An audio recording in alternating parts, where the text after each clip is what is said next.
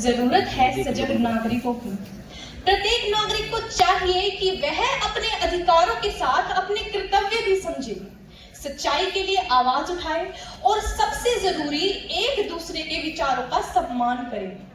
लोकतंत्र की रक्षा संसद में नहीं, घरों और समाज में होनी चाहिए, जहां हम सीखते हैं एक दूसरे को सुनना, समझना और स्वीकारना। हम युवा पीढ़ी हैं, जरा अपने हाथों में देखिए। इन्हीं हाथों में है हमारा आने वाला भारत। यदि हम दिल से लोकतांत्रिक मूल्यों को अपनाएं तो कोई भी ताकत लोकतंत्र को कमजोर नहीं कर सकती।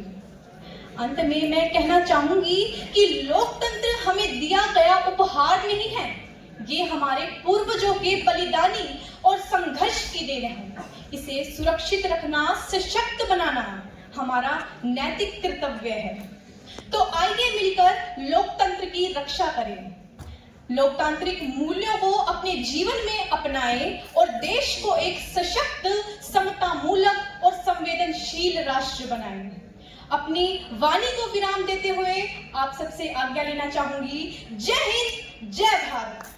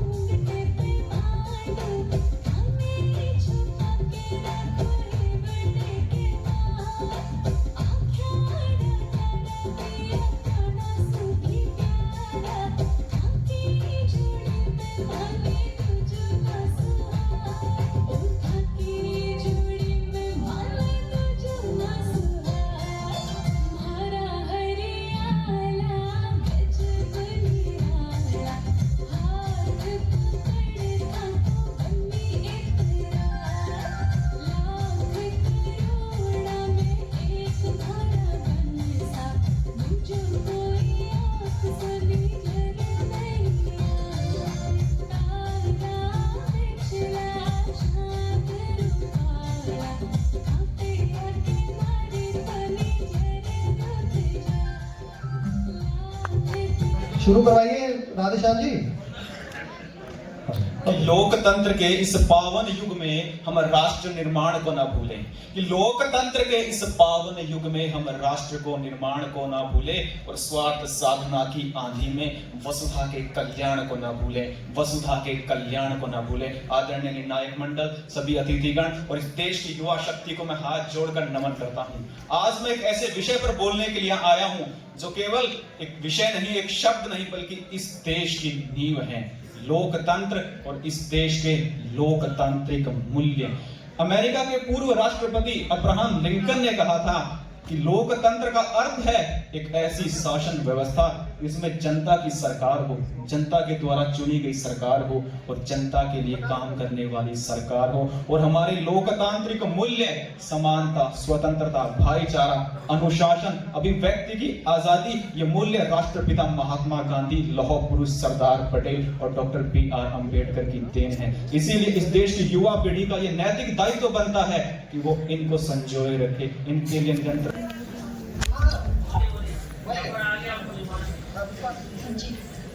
सम्माननीय प्रधानाचार्य महोदय, आदरणीय शिक्षकों और मेरे प्रिय साथियों, सभी को नमस्कार।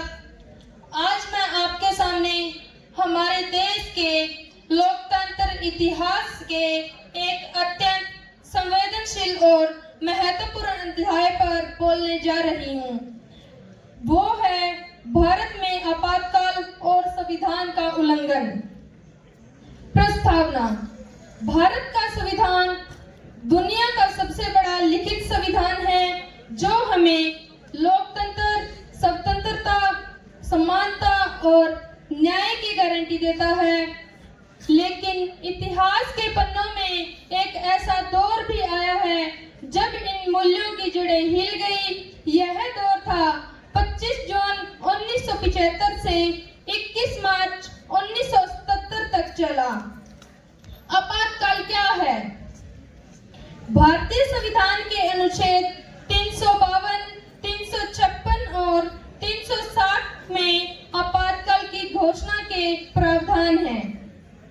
अनुच्छेद 352 राष्ट्रीय आपातकाल, अनुच्छेद 356 राज्य आपातकाल, अनुच्छेद 360 वित्तीय आपातकाल। 25 जून 1975 को तत्कालीन प्रधानमंत्री इंदिरा गांधी ने राष्ट्रपति फखरुद्दीन अली अहमद की सहमति से राष्ट्रीय आपातकाल की घोषणा की, यह कहते हुए कि देश की आंतरिक स्थिति खतरे में है। आपातकाल के कारण आधिकारिक रूप से तो सरकार ने कहा है कि देश की आंतरिक सुरक्षा खतरे में है, परंतु इसके असली कारण कुछ और थे। 1971 के बाद आर्थिक संकट, बढ़ती बेरोजगारी और महंगाई, और सबसे महत्वपूर्ण इलाहाबाद हाई कोर्ट का फैसला 12 जून 1975 जिसमें इंदिरा गांधी के चुनाव को अवैध ठहराया गया। इस फैसले से उनकी प्रधानमंत्री पद पर बने रहना असंभव हो गया था।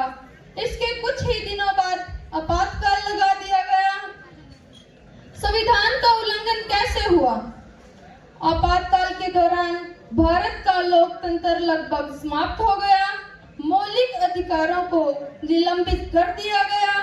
प्रेस पर सेंसरशिप लगा दी गई, यानी सरकार की अनुमति के बिना कोई खबर प्रकाशित नहीं की जा सकती। आदरणीय अध्यक्ष महोदय, निष्पक्ष निर्णायक मंडल और सभा में उपस्थित सभी गणमान्य व्यक्तियों को मेरा सादर नमन। आज मैं निकिता विषय भारत में आपातकाल और संविधान के उल्लंघन पर अपने विचार लेकर प्रस्तुत हुई हूँ। अपने वक्तव्य को आरंभ करने से पहले मैं इस सभा से एक प्रश्न पूछना चाहूंगी कि ऐसी कौन सी चीज है जिसे हम देख तो सकते हैं मगर छू नहीं सकते। सन 1947 से पहले यही सवाल एक कक्षा में किया गया और उस समय विद्यार्थियों ने इसके अलग अलग उत्तर दिए।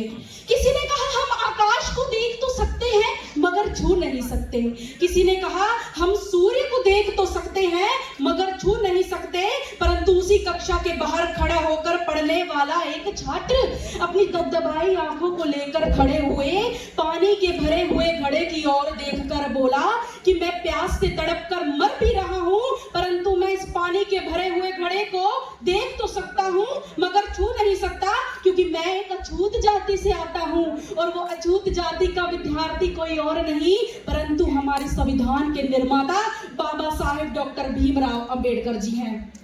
आज 75 वर्ष बाद कक्षा भी वही है, सवाल भी वही है, पानी का घड़ा भी वही है, परंतु कुछ बदला है तो ये कि आज किसी भी जाति का छात्र हो वो सबके साथ बैठकर पढ़ भी सकता है, खेल भी सकता है, पानी भी पी सकता है। इतना ही नहीं, हमारे देश के सर्वोच्च पद पर बैठकर आदिवासी महिला राष्ट्रपति के रूप में हमारे देश को प्रगति की ओर प्रस्ताव भी कर सकता है। ये ताकत दी है हमें हमारे संविधान ने। यूनिवर्सिटी ऑफ शिकागो के प्रोफेसर टॉमस गिनबर्ग ने 1789 के बाद लिखे गए 190 संविधानों का अध्ययन किया और पाया कि इन संविधानों का औसत जीवन मात्र 17 वर्ष है, परंतु भारत का संविधान अपने उत्कृष्ट मानवीय अपदानों का प्रतिनिधित्व करते हुए आज 75 वर्ष बाद भी दृढ़ता के साथ खड़ा हुआ है। संविधान की यात्रा आसान नहीं रही है। जहां एक और इसने 23 अप्रैल 1973 को केशवानंद भारती के रूप में सुरक्षा का प्रयास देखा, वहीं दूसरी ओर 25 जून 1975 को आपातकाल के रूप में प्रहार देखा। एक ऐसा प्रहार जो गांधी के हिंद स्वराज, भगत सिंह की क्रांति, अंबेडकर के सामाजिक न्याय, नेताजी सुभाष के संप्रभु और सशक्त भारत की आकांक्षाओं को तार तार करता है। जी हाँ, एक ऐसा प्रहार जो आज हमारी प्रतियोगिता का विषय बन चुका है, भारत में आपातकाल और संविधान का उल्लंघन।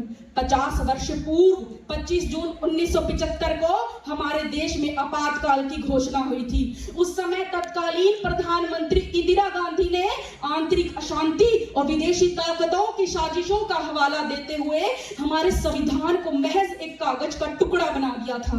ये वो दौर था जब सरकार की आलोचना करने के लिए 1,20,000 विपक्षी नेताओं, राजनीतिक कार्यकर्ताओं, लेखकों, पत्रकारों को गिरफ्तार कर लिया गया था। ये वो दौर था जब संजय गांधी के एक निर्देश पर दिल्ली शहर में 1.5 लाख झुग्गी झोपड़ियों पर बुलडोजर चलाए गए थे। ये वो दौर था जब पुलिस की गोलाबारी में 6 लोगों की मौत हो गई थी। ये वो दौर था जब 1 करोड़ 10 लाख पुरुषों की जबरन नसबंदी करवाई गई थी, जिसके फलस्वरूप 1,774 लोगों की जानें चली गई थी। ये वो दौर था जब हमारी प्रेस और मीडिया पर सेंसरशिप लगाई गई थी और ना जाने कितने संवैधानिक प्रावधानों को तार कर दिया गया था। इसलिए इस दौर को मैं संविधान की पृष्ठभूमि का एक काला अध्याय मानती हूँ। यही कारण है कि हमारे प्रधानमंत्री नरेंद्र मोदी ने 25 तारीख का ये दिन संविधान हत्या दिवस के रूप में मनाने की सरकारी घोषणा की। संविधान हत्या दिवस एक निर्मम शब्द है, एक कठोर शब्द है, परंतु सोच समझकर इसका ये नाम रखा गया है, क्योंकि एक ऐसा आपातकाल जिसने देश को जेल खाना बना दिया, जिसने देश की आत्मा संविधान को गूंगा बना दिया, जिसने न्यायालय के कान को बहरा बना दिया, जिसने लिखने वालों की कलम से स्याही निकाल दी। इस पूरे कालखंड का वर्णन मैं इन्हीं कठोर शब्दों में करना चाहूंगी ताकि आने वाली युवा पीढ़ी भी समझे आखिर 25 जून 1975 को हमारे साथ क्या हुआ था। अगर उस समय की बात करूं तो उस समय संविधान भी चीख चीख कर रोया होगा। मेरे मन पर अपमानों के भाले ऐसे गड़े हुए हैं जैसे सरशैया पर भीष्म पितामह पड़े हुए हैं। मुझे धृतराष्ट्र के मन का गोरख धंधा बना दिया है, पट्टी बांधे गांधारी माँ जैसा अंधा बना दिया है। मैं लहू में लथपथ होकर जनपद हर पद डोल रहा हूँ। मैं भारत का संविधान हूँ, आज यहाँ से बोल रहा हूँ। संविधान एक दर्पण है जिसमें हम अपने अतीत को देखते हैं, वर्तमान को समझते हैं, भविष्य को गढ़ते हैं। हमें समझना होगा संविधान साधन है, साध्य नहीं। इसने हमें जमीन तैयार करके तो दे दी है, परंतु इस पर फसल बोने का जिम्मा हम सब भारतवासियों का है। मेरे विचारों में आज धर्म को संविधान समझने की नहीं, संविधान को ही धर्म समझने की जरूरत है। तब जाके ये देश एक सोने की चिड़िया बन पाएगा, तब जाके ये देश एक विश्वगुरु बन पाएगा। अंत में 2 पंक्तियों के द्वारा अपनी वाणी को विराम देना चाहूंगी। संविधान कितना ही पुराना हो जाए इसकी शान नहीं जाती। वतन पे मरने वालों की कभी भी जान नहीं जाती। गर्व से कहो हम जय भीम वाले हैं, गर्व से कहो हम जय भीम वाले हैं। जय भीम कहने वालों की कभी पहचान नहीं जाती, पहचान नहीं जाती। जय भीम, जय हिंद, जय भारत। में उपस्थित दर्शकों, प्रतिभागियों और निर्णायक मंडल को मेरा प्रणाम भरा नमन करती हूँ। आज का मेरा विषय है लोकतंत्र और लोकतांत्रिक मूल्यों की रक्षा। हमें इसमें कोई शक नहीं है कि भारत का लोकतंत्र समूचे विश्व में सबसे बड़ा लोकतंत्र है, जिसमें जनता ही सर्वोपरि है। यही लोकतंत्र का नारा है। यहाँ पर जनता को ही सबसे बढ़कर सम्मान दिया जाता है और जनता ही सरकार बनाती है और जनता ही सरकार को गिरा सकती है। अब्राहम लिंकन की यह परिभाषा भारत के लोकतंत्र पर बिल्कुल ठीक बैठती है कि जनता के द्वारा जनता के लिए जनता की सरकार, यही लोकतंत्र का नारा है। आज भारत में लोकतंत्र के प्रमुख स्तंभ है विधायिका, जो कानून बनाती है, जिसे हमने ही प्रत्यक्ष मतदान द्वारा चुना गया है। कार्यपालिका, जो कानून को लागू करती है और नागरिकों को मद्देनजर रखते हुए कि ये नागरिकों के हितों के खिलाफ तो नहीं है। कार्यपालिका यही मुख्य काम है। न्यायपालिका, यह हमारे लोकतंत्र में सबसे बड़ा कर्तव्य अदा करती है, क्योंकि न्यायपालिका ही हमारे संविधान और लोगों के कर्तव्यों की रक्षा करती है। मीडिया जनता और सरकार के बीच सेतु का कार्य करता है। यही जनता और सरकार को एक दूसरे से रूबरू कराते हैं। मीडिया की वजह से ही आज गांव में और लाल किले पर अगर प्रधानमंत्री जी भाषण दे रहे हैं तो मीडिया की सहायता से घर में आम बुजुर्ग भी उनको सुन सकते हैं। लोकतंत्र में हमें स्वतंत्रता, न्याय, बंधुता को, यही हमारे मूल स्तंभ है। आज लोकतंत्र को बड़ा ही विडंबना की बात है कि देश का युवा समझ नहीं पा रहा है। देश का युवा समझ नहीं पा रहा है। जैसे कि सर ने पहले कहा था, देश का युवा राजनीतिक सामाजिक कार्य भाग लेने की जगह सोशल मीडिया पर रील स्क्रॉल कर रहा है। अगर उसी में उसको बड़ी दिक्कत हो रही है, वो सामाजिक कार्यों से नहीं जुड़ पा रहा है। भ्रष्टाचार की वजह से आजकल राजनीतिक में कोई भी धन बल और बाहुबल की वजह से लोग आगे आ रहे हैं और मीडिया ही कुछ हद तक सरकार का अंग बन के रह गया है। इसमें भी निष्पक्षता की जरूरत है। ये सचमुचे और जनता के हितों को देखते हुए सच्चाई को ही हमारे सामने इसको प्रकाशित करना चाहिए। राजनीति आज एक खेल बन के रह चुकी है। जब नेता अपने व्यक्तित्व हितों को ऊपर रखकर राष्ट्र हित को नीचे रख देता है। हरियाणा में आया राम गया राम का नारा विश्व प्रसिद्ध है। इसमें कोई शक नहीं है कि उन्होंने कुछ ही हफ्तों में 3 पार्टियां बदल ली थी। इसीलिए आया राम गया राम का नारा दिया गया था। आज के समय युवाओं को लोकतंत्र के लिए जागृत करना चाहिए। उन्हें अपनी भूमिका को बड़े ही मूल्य से निभाना चाहिए। अटल बिहारी वाजपेयी जी ने ऐसे ही नहीं कहा था लोकसभा में खड़े होकर कि यह देश का लोकतंत्र है, यहाँ पार्टियां आएंगी जाएंगी, पार्टियां बनेगी बिगड़ेगी, लेकिन मेरे देश के लोकतंत्र को बनाए रखना, लोकतंत्र सरकार को बनाए रखा। क्योंकि उनको पता था युवा तो कह देता है वह भागीदारी नहीं दिखाता, लेकिन उनको क्या पता मतदान के लिए हमें कितने ही चुनौतियों का सामना करना पड़ा था। हमें न जाने कितने ही व्यक्तियों को अपनी छाती से लोहे के टुकड़े लेने पड़े थे। न जाने कितनी ही माओं की को उस समय सुनी हो चुकी थी और न जाने मेरे देश की कितनी ही बेटियों की सिंदूर का बलिदान दे चुकी थी। धन्यवाद।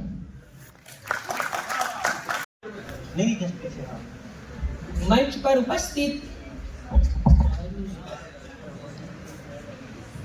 पर उपस्थित सभी अतिथिगण और निर्णायक सम्मानित मनुष्य और प्यारे साथियों, सभी को मैं प्रणाम करता हूं। लोकतंत्र का अर्थ है जनता का शासन। ऐसा शासन जिसमें जनता ही सर्वोच्च होती है और जनता ही सर्वोपरि होती है। वह चाहे तो शासक को बदल सकती है, और बात जब लोकतंत्र की होती है तो भारत की भूमिका बढ़ जाती है, क्योंकि भारत लोकतंत्र की जननी है। यह सबको एकता के सूत्र में बांधता है। हर नागरिक को अपना भविष्य स्वयं गढ़ने का अधिकार है, और